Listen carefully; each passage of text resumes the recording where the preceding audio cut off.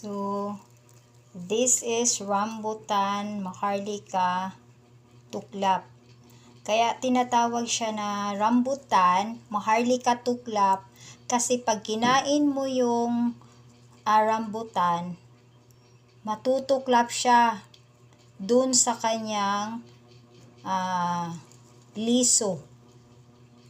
Yung hindi ba siya didikit. Kaya tinatawag siyang maharlika, rambutan maharlika tuklap. Dahil talaga pag kinain mo, kung makakain kayo niya na maharlika tuklap, talagang pagkagat mo dun sa laman niya, kusa siyang matutuklap talaga doon sa kanyang liso. Subukan nyo yung maharlika na rambutan na tuklap ang tawag. O yan, tanim yan ng aming lola.